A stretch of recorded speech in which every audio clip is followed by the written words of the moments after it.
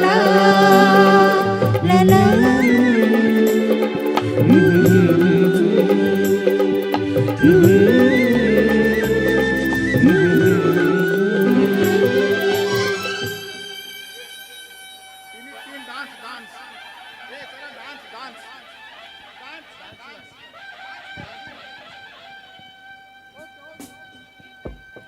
माननीय अशोक सराफ यांच्या कारकिर्दीवरचा हा गीत संगीत एवी युक्त असा कार्यक्रम इथे सुरू असतानाच सत्कार मूर्ती अशोक सराफ, निवेदिताताई आणि सर्व पाहुण्यांचं इथे आगमन झालेलं आहे. त्यांचं स्वागत त्यांच्याच चित्रगीतांनी करूया आणि लगेचच त्यांच्या नागरी सत्काराला सुरुवात करूया. समोर जे उभे आहेत त्यांनी बाजूला व्हावं. त्यांचे उत्कृष्ट फोटो आपल्याला मिळतील. फोटो काढण्यासाठी घाई करू नये. थोडा ऑडिटोरियमचा लाईट द्या म्हणजे फोटोग्राफर्सची गैरसोय होणार नाही.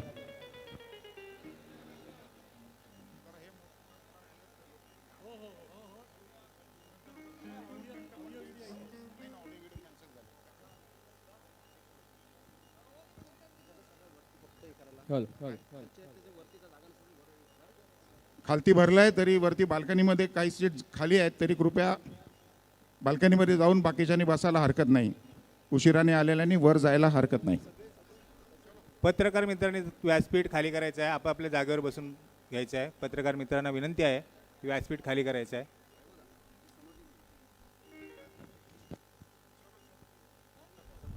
आणि व्यासपीठावरच्या समोरच्या सर्व मान्यवरांना विनंती आहे मोकळं करा जागा तिथली.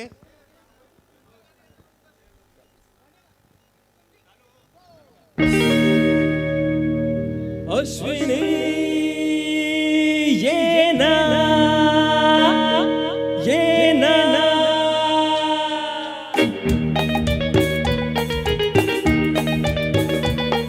प्रिये जगू कसा तुझ्या विना मी राणे ग. कशी ही जिंदगीत आणि बाणे ग. ये ना प्रिये तू ये ना प्रिये मी तर प्रेम दिवाणा रसीला हे प्यार जरासा नशीला. मी तर प्रेम दिवाणा रसीला हे प्यार जरासा नशीला. प्रिया उगाच संशयात मी बुडाली. तुला छळून मी जळून गेली. तू ये साजना तू ये साजना. विसर झाली गेली संघारी शरण आली राया दुलारी. विसर झाली गेली संघारी शरण आली राया दुलारी. प्रिये जगू कसा तुझ्या विना मी राणे ग. कशी ही जिंदगीत आणि बाणे ग. ये ना प्रिये तू ये ना प्रिये.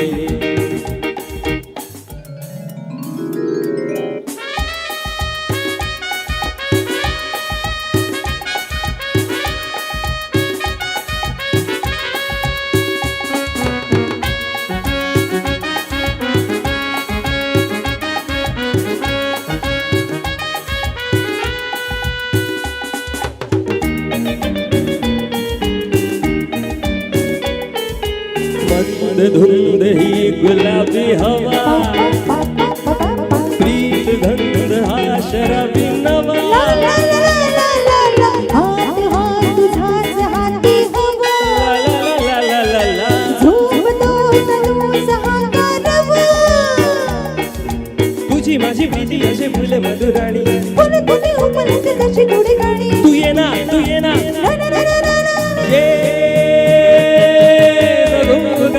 तुझ्या विना मी राणी ग. कशी ही जिंदगीत आणि बाणी ग. ये ना प्रिये तू ये साजना तू ये ना प्रिये तू ये साजना तू ये ना प्रिये.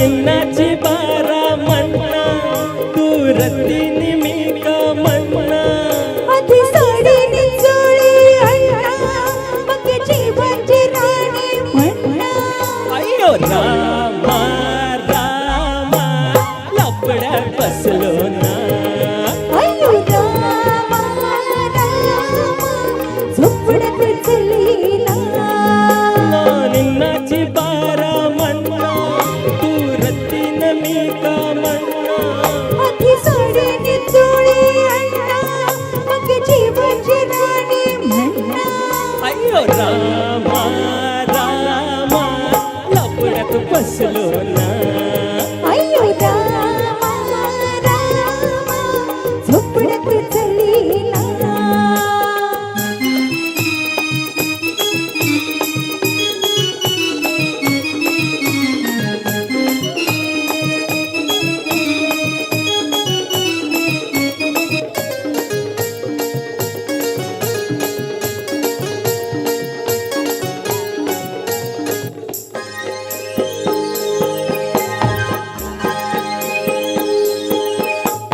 दिलाची रुक्मिणी तू ग तुझा कन्हैया मी प्रेमाने वेडा झाला तुझाच हा स्वामी आयो गाडी कडीला असल्या नाही भुलायचे मी कौपेच्या मागून फिरशी नको ना तुला मी तुझ्यासाठी मी घर फिरलो तुझ्यासाठी मी घर फिरलो खोळ पाण्यात उगाच शिरलो मीठ बनून मासोळी आहे तुझ्या चालात अडकून गेले अय्यो रामा रामा लपड्यात बसलो ना अय्यो रामा रामा झोपडत चलीला ना निन्नाची बारा म्हणा तू रत्तीन मी का म्हणा आधी साडी निचोळी अण्णा मग जीवाची गाणी म्हणा अय्यो रामा रामा लपड्यात बसलो ना अय्यो रामा रामा झोपडत चलीला अय्यो रामा रामा लपड्यात बसलो ना अय्यो रामा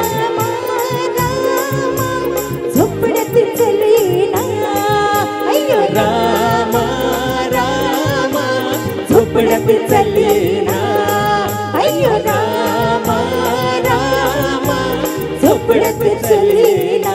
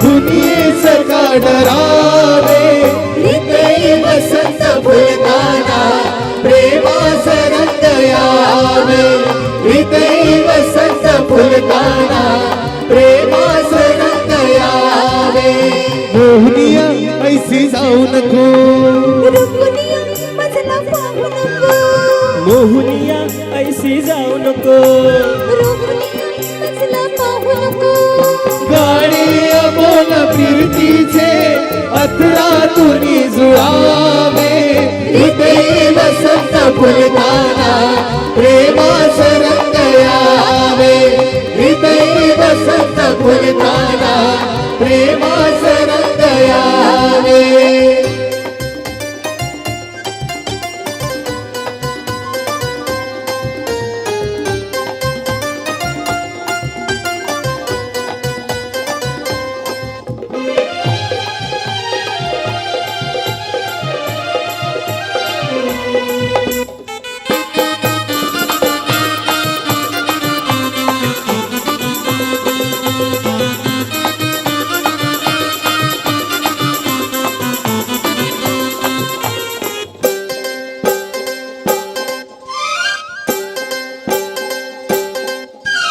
पाकळी पाकळी उमले प्रीत भरलेली है अवघी अवघी सजली दूत मोहरणी पाकळी पाकळी उमले प्रीत भरलेली है अवघी अवघी सजली दूत मोहरणी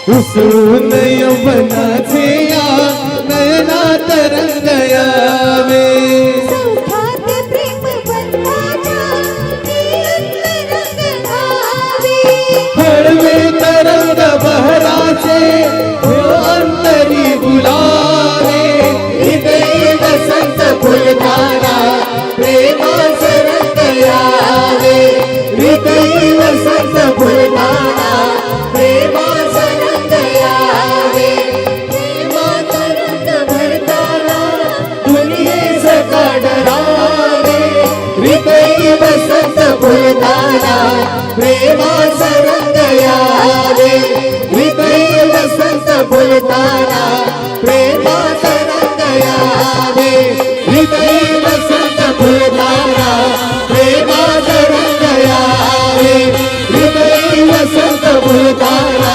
प्रेमाचा रंग यावे हृदय वसंत फुलताना प्रेमाचा रंग यावे. हा नृत्याविष्कार इथे पाहत असताना आपल्याला ते जुने चित्रपटाचे दिवस आठवले असतील. कदाचित अशोक सराफ, निवेदिता सराफ यांना देखील पुनःप्रत्याचा आनंद मिळाला असेल. कदाचित ते मनात म्हणत असतील की ह्या तरुण पोरांपेक्षा आम्ही खूप चांगले नाचत होतो. या कार्यक्रमासाठी सगळे मान्यवर इथे उपस्थित आहेत. अर्थात स्वतः गौरवमूर्ती अशोकजी सराफ, निवेदिताताई, त्याचबरोबर या समारंभाला खास उपस्थित असलेले माननीय नामदार गणेश मंत्री साहेब, वनमंत्री महाराष्ट्र राज्य, माननीय सुशील कुमार शिंदे साहेब, माजी राज्यपाल, माजी केंद्रीय मंत्री, तसंच सुनीलजी तटकरे साहेब, खासदार आणि रायगड महाराष्ट्र प्रदेश राष्ट्रवादी काँग्रेस अध्यक्ष, तसंच लोकनेते रामशेठ ठाकूर आजच्या समारंभाचे अध्यक्ष, या सगळ्यांना सन्मानाने मंचावर घेऊन यावं अशी विनंती मी माननीय श्री महेंद्र शेठ घरत तसंच शुभांगीताई महेंद्र घरत यांना करत आहोत. आपण या सगळ्यांना मंचावर घेऊन यावं आणि आपण लगेचच हा कार्यक्रम करत आहोत. आपल्याला कल्पना आहे सध्या महाराष्ट्रामध्ये अनेक भागामध्ये अतिवृष्टी होत आहे. त्या सगळ्या नागरिकांना सहकार्याचा हात देण्यासाठी, आपलं सहकार्य दाखवण्यासाठी सगळे राजकीय नेते त्यांचे दौरे एकामागोमाग एक सुरू आहेत. हे सगळे अतिशय व्यग्र आहेत आणि त्यातून वेळात वेळ काढून आपल्या लाडक्या अशोक मामांचा सन्मान करण्यासाठी ही सगळी मंडळी इथे आलेली आहेत. खरं तर या समारंभाच्या निमित्तानं अशोक सराफ यांच्या कारकिर्दीचा वेध घेणारी एक चित्रफीत देखील आपण बनवलेली आहे. पण ती चित्रफीत आपण या समारंभाच्या पुढच्या टप्प्यावर आपल्या दर्शकांना दाखवू आणि अशोकजींच्या कारकिर्दीला उजाळा देऊ.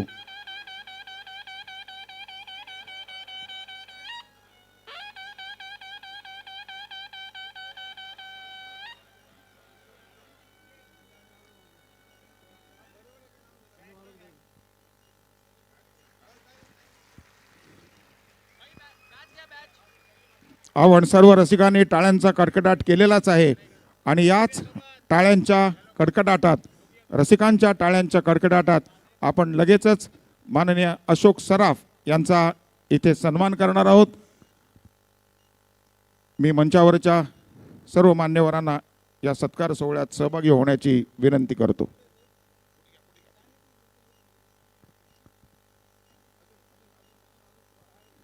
या समारंभाचे निमंत्रक माननीय महेंद्र शेठ घरत, संस्थापक अध्यक्ष यमुना सामाजिक शिक्षण संस्था, या कार्यक्रमामागची त्यांची रूपरेषा स्पष्ट करतील. सर्व मान्यवरांचं हार्दिक स्वागत. बुके देण्यामध्ये वेळ दवडणार नाही आहे, कार्यक्रम उशिरा आहे. या कार्यक्रमासाठी आवर्जून ज्यांचा सत्कार आहे ते आपणा सर्वांचे लाडके अभिनेते, गेली 60 वर्ष 6 दशक जे मराठी चित्रपटसृष्टीमध्ये, सिनेसृष्टीमध्ये, नाटक आणि सिरियलच्या माध्यमातून ज्यांनी काम केलं ते अशोकराव सराफ यांना पद्मश्री मिळाल्याबद्दल आपल्या सर्वांच्या वतीनं आजचा सत्कार आहे. जोरदार स्वागत दोघांचं करूया. निवेदिता ताईसुद्धा आलेल्या आहेत. त्याच्याचबरोबर त्यांचा जसा 6 दशकाचा प्रवास आहे तसाच हे आमचे इथले जे स्थानिक नेते आहेत, गणेशजी नाईक साहेब, सुनीलजी तटकरे साहेब खासदार, रामशेठ ठाकूर साहेब यांचा तिघांचा पण सत्कार सुशीलकुमार शिंदे साहेबांच्या हस्ते आहे. का हे सुद्धा आमच्याकडे 50-55 वर्ष काम करतात. हे सुद्धा आमच्यासाठी नायक आहेत आणि मग त्यांचा सुद्धा सत्कार आपण आज आयोजित केलेला आहे. निवेदिता ताईंचा सुद्धा सत्कार आहे. याच्यामध्ये मुख्य भावना अशी की त्यांना पद्मश्री मिळाल्यानंतर आमचे बेडेकर साहेबांवर आमची चर्चा झाली का त्यांचा आपण सत्कार करूया. आमच्याकडे अतिशय सुंदर असं हे भूमिपुत्र भवन नाट्यगृह शिडकोच्या माध्यमातून झालं. रामशेठ ठाकूर साहेब आम्ही सगळे काँग्रेसमध्ये असताना त्यावेळेला नकुल पाटील तटकरे साहेब आम्ही सगळेच एकत्र होतो. त्यावेळेला आघाडी सरकार, त्यावेळेला ज्यावेळेला अग्रिकोली भवन झालं त्यावेळेला ही मागणी माझ्या पत्रातून मी केली. नामदेव भक्तांनी चांगली मदत केली. त्याच्यामध्ये दादा मुद्दामून सांगेल आवर्जून. आणि त्याच्यामध्ये इथं आणि पागोट्याला हुतात्मा भवन 2 जागांसाठी आम्ही मान्यता मिळवली. पागोट्याचं जे हुतात्मा भवन आहे त्याच्यामध्ये अडचण आली का ते मॅनग्रोव्हमध्ये आल्यामुळे ते रखडलं. पण हे भूमिपुत्र भवन याचा टेंडर निघेपर्यंत आणि पूर्ण याचं काम होईपर्यंत त्याचा म्हणजे सुरुवात झाली. त्याच्यामध्ये हे पूर्णत्वास येण्यापर्यंत आपण त्याच्यामध्ये लक्ष घातलं आणि त्याच्यामध्ये निश्चितपणे एक सुंदर असं भूमिपुत्र भवन इथं उभारलं गेलं. आज त्याचं खऱ्या अर्थानं आज कौतुक करण्यासाठी अशासाठी आहे का उलव्यामध्ये नाट्यगृह झालं. तटकरे साहेब तुम्ही रोह्याला उभा केलं आहे. रामशेठ ठाकूर जे मात्रे समोर आमचे बसले आहेत त्यांच्या माध्यमातून आपण पनवेलचं वासुदेव बलवंत फडके नाट्यगृह निर्माण केलं.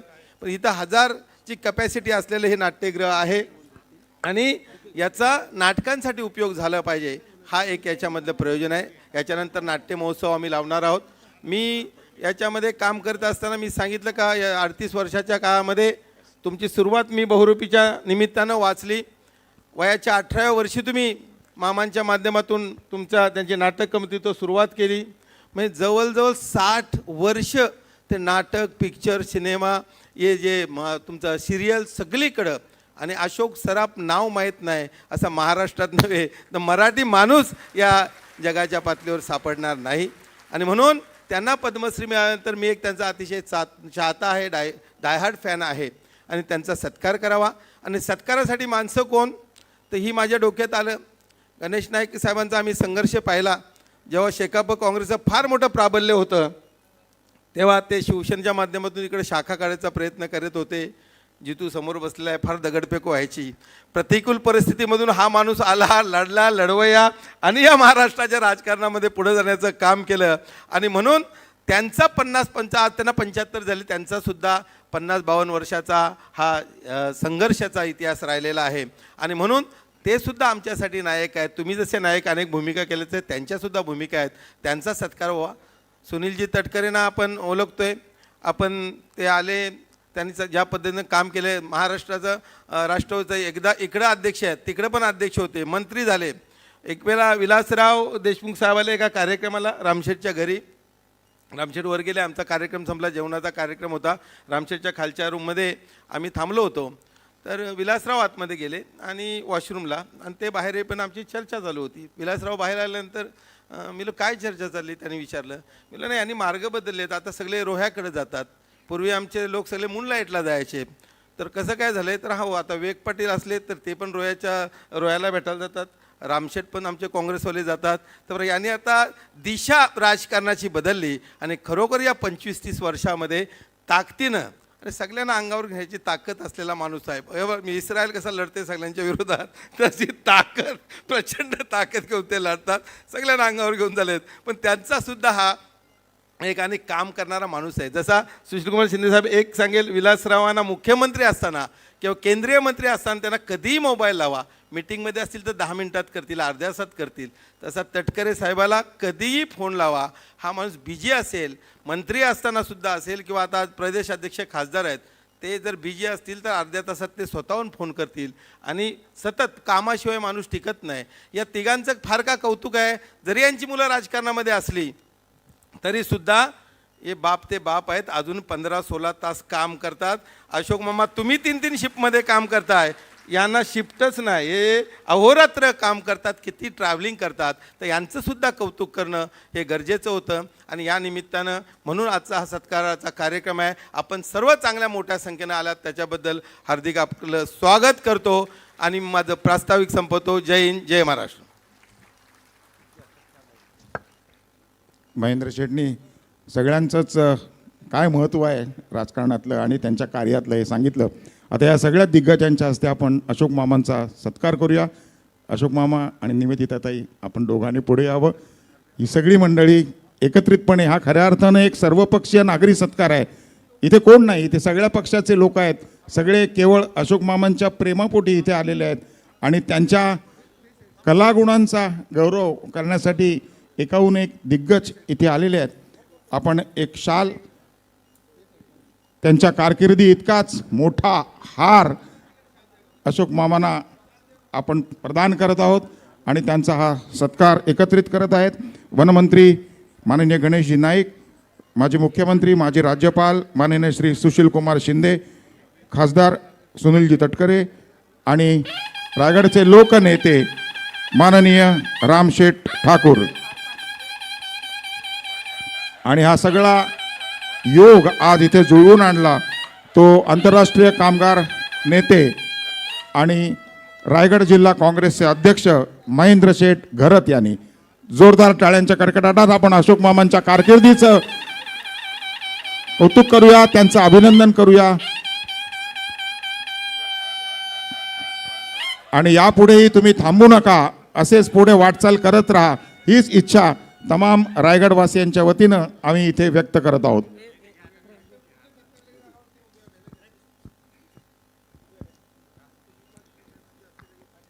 यानंतर माननीय गणेश नाईक यांचा सन्मान, त्यांच्या प्रदीर्घ कारकिर्दीचा सन्मान सुशीलकुमार शिंदे यांच्या हस्ते आम्ही करत आहोत.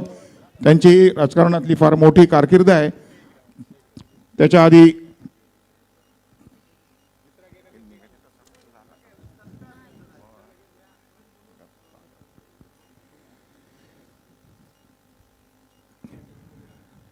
गणेश नाईक साहेब नवी मुंबईचे शिल्पकार असं त्यांना म्हटलं जातं. या भागाचा सगळा जो विकास घडवला आहे त्या विकासाचे ते साक्षीदार आहेत, त्याच्यामध्ये त्यांचा सहभाग आहे. आज त्यांच्याही दीर्घ कारकिर्दीबद्दल त्यांचा सन्मान.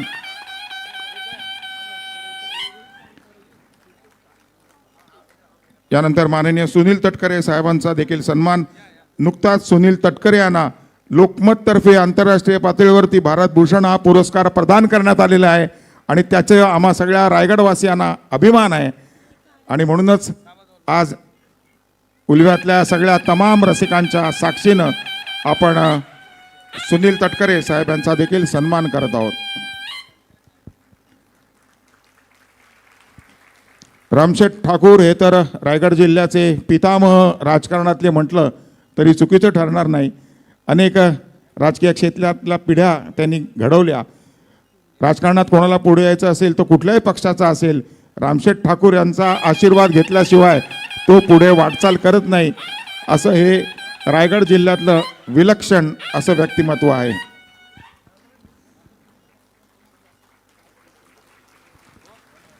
माननीय सुशीलकुमार शिंदे आवर्जून या कार्यक्रमाला उपस्थित आहेत. त्यांना आमंत्रण केल्यानंतर ते लगेच म्हणाले मी नक्की येणार आहे आणि पूर्ण वेळ कार्यक्रम पाहणार आहे. अतिशय रसिक असे हे महाराष्ट्राच्या राजकारणातलं, देशाच्या राजकारणातलं व्यक्तिमत्व. मी अशोक सराफ यांनाच विनंती करीन की त्यांनी सुशीलकुमार शिंदे यांचं इथे सन्मान करावा.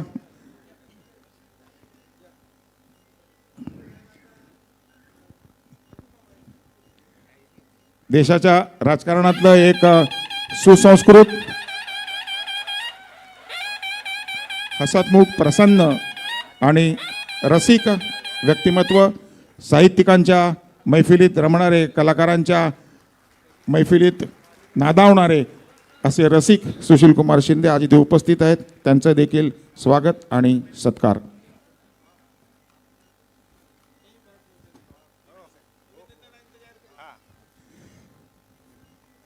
निवेदिता सराफ यांचं देखील इथे सन्मान. निवेदिताताई, प्रत्येक यशस्वी पुरुषाच्या मागे स्त्री असते असं म्हणायची पद्धत आहे, पण तुम्ही खरोखरच अशोक मामांच्या कारकिर्दीचं किती व्यवस्थित नियोजन केलंय. वेळ पडली तेव्हा स्वतः निर्माता बनून निवेदिताताईंनी अशोकजींच्या सिनेमांचं आणि सिरियलची निर्मिती देखील केलेली आहे आणि खऱ्या अर्थानं त्यांच्या करिअरमध्ये त्यांचा सक्रिय सहभाग राहिलेला आहे. त्याही आपल्याला माहिती आहे, आपल्या सगळ्यांच्या परिचित अशा अभिनेत्री आहेत.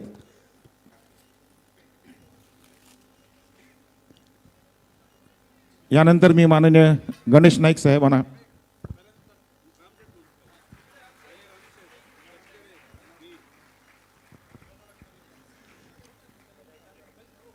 गणेश नाईकांनी वयाचा आदर ठेवलेला आहे, रामशेठ ठाकूरांचा सन्मान ठेवलेला आहे आणि आपण पहिल्यांदा बोलावं अशी सगळ्यांनी एकमुखानं मागणी केलेली आहे.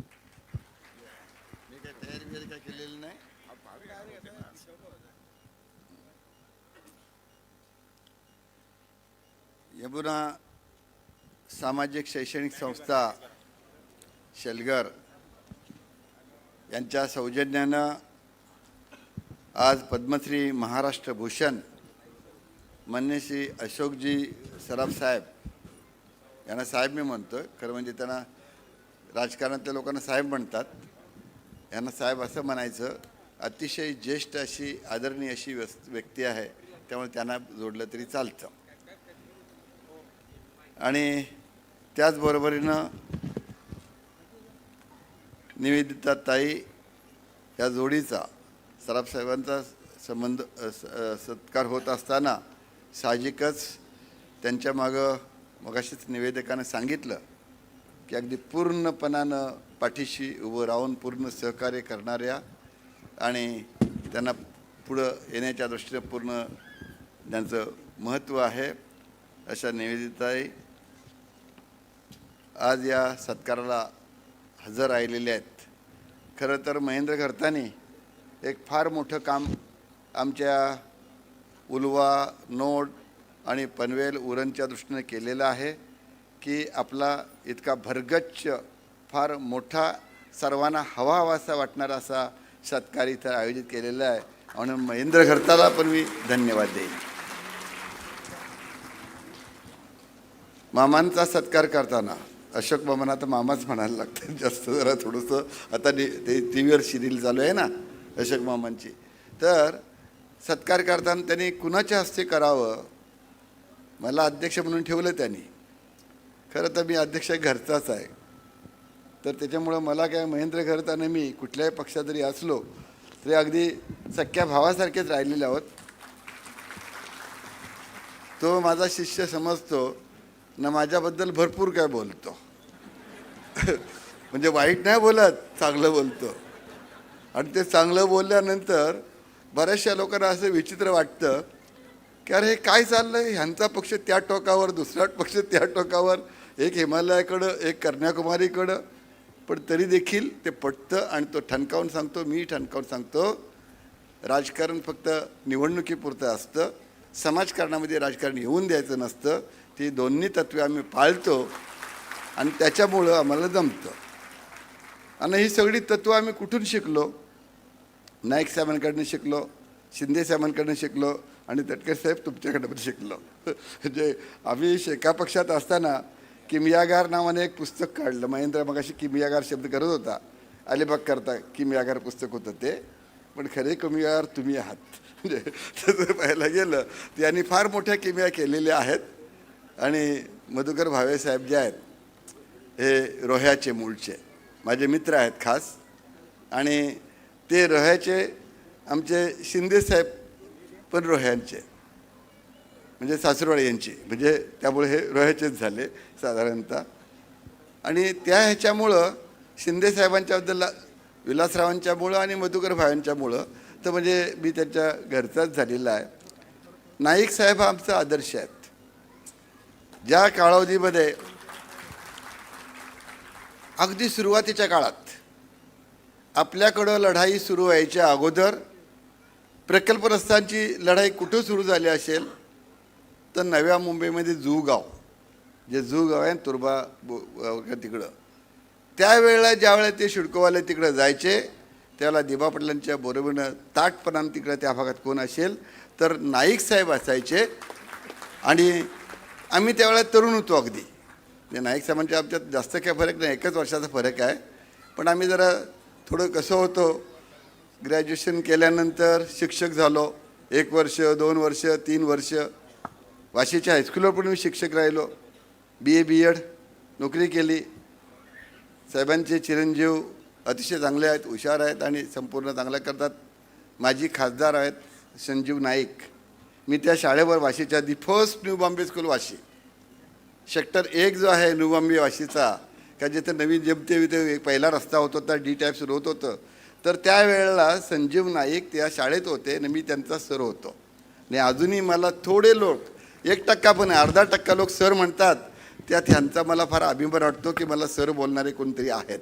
शेठ बोलून आनंद नाही मिळत, सर बोलले जे मला बोलतात ना त्या बाबतीत मला जास्त आनंद मिळतो. म्हणजे तसे पाहायला गेलं तर 1 2 3 4 चारही माझे गुरु आहेत. खरं मी साहित्य क्षेत्रातला पण थोडासा आहे, आठवणीत राहिलं. साहेब मी मराठीचा BA असल्याकारणानं नाटक, कादंबरी, कविता ह्याच्यात रमणारा माणूस आहे आणि सिरियल भरपूर बघतो. आता सगळ्या सिरियल भरपूर बघतो अगदी. आता रिटायर झाल्यानंतर काय 75 मी पण गाठलेली आहे, आता 75मध्ये चालू आहे. तर त्यावेळेला ह्याच्या कारणानं साहित्यामध्ये गोडी असल्या कारणानं शिक्षक असताना हे असताना अगदी रवींद्र नाट्य मंदिर काय किंवा बरीचशी ठाण्यापासून सगळीकडून नाटक बघायला जायचो. आणि खऱ्या अर्थानं वेळ आपल्याला त्यावेळेला नाटकाचं होतं. आता हे सिरियल वगैरे आता आपल्याकडे आल्यात, तर त्या काळापासून मला सराफ साहेबांचं काम हे अक्षरशः वेळ लावत होतं.